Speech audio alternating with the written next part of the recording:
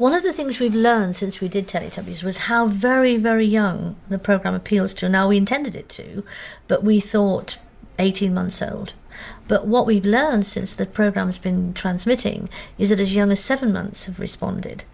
And watching these children respond has been very, very interesting to us. And one of the things it's confirmed for us is that little ones, the very small ones, are attracted to patterns of all kinds, and Teletubbies make a strong pattern on the screen, and when they see these patterns repeated, so they become excited, and they'll do this with their hands and they kick their legs, and you can see from their body language that they're actually making sense of the fact that there's a pattern there that's pleasing to them, that they're recognizing, and then a pattern is repeated. And this whole idea of recognizing patterns and patterns that are repeated is central to how children's learning develops and how their skills to think develop. Teletubbies is designed specifically to appeal to a fairly wide range of different abilities within the age group. Originally, we designed the programme for 2 to 4 year olds. That was the sort of central core audience that we were aiming at. However, you always pick up an audience either side of that. But what we were amazed by was how young Teletubbies was reaching down to, because there's a very, very big difference between a child of 7 months and a child of 4. An enormous difference. So you are addressing several different audiences at once. So for very young children and for babies, Teletubbies works very much in terms of the movement of the characters on screen, the way that the characters move within the space. The characters themselves are very easily distinguishable. There are 4 very different colours, so you can always follow which one is which. And even things like a character coming into frame and then leaving frame again is something that's of great fascination to babies. They're terribly interested in things appearing and then things disappearing again. The notion of presence and absence is something that fascinates babies, and something that's all part of learning about the permanence of the world and how things, even when you can't see them, still exist. And then the dog disappeared.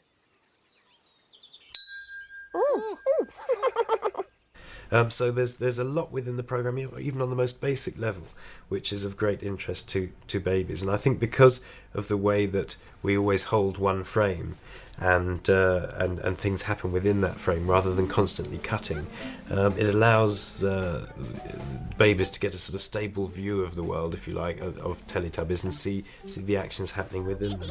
But the movement of Teletubbies within the space as well is of prime importance. The way they go round and round things and up and over things and down things and along things and appear very, very small in the distance and then come right up to camera and come very, very big.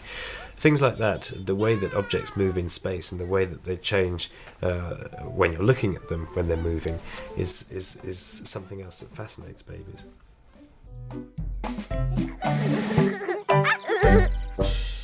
Interestingly, when we all address babies, we naturally use a different way of speaking to them.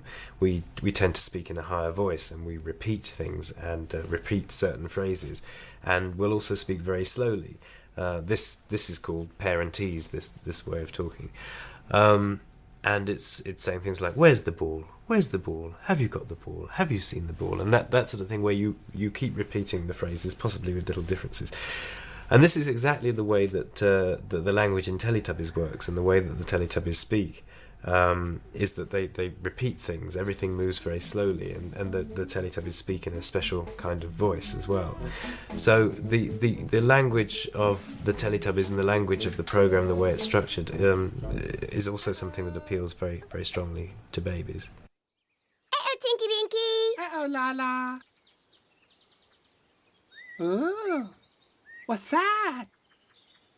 It's a worm! Pardon? It's a worm! Ah. It's a worm?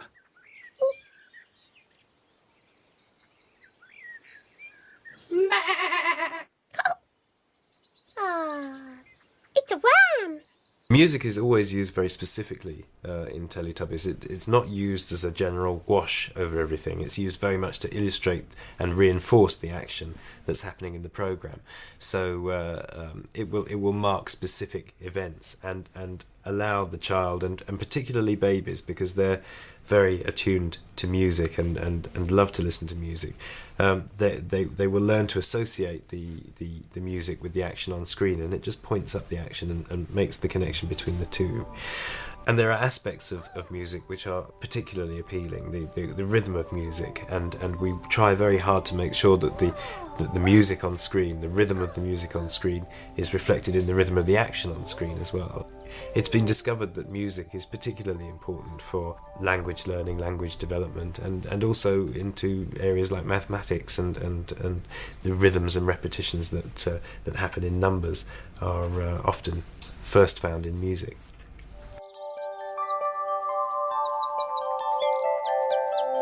Hippy butterfly!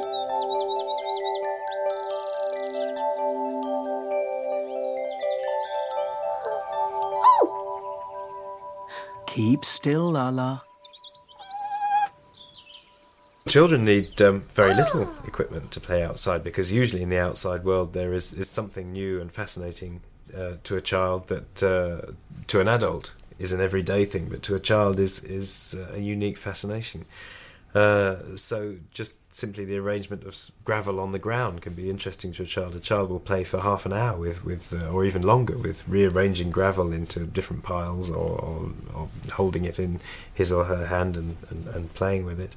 And just the sensations that exist in the outside world that are totally different from the textures and colours and smells that you get indoors. Outdoors you get a whole different range, a whole different register of smells in the air, of different types of light, different textures on the ground and trees and everything. There's so much outside which fascinates children. Just being outside is fascinating. So there's nothing particularly that children need other than to be safe and warm when they're outside, obviously, and under some sort of supervision. But aside from that, there's plenty outside to fascinate. Have people with them who've got time to stop and watch the caterpillars, which sadly very often adults don't have, but children have lots of time. To be encouraged.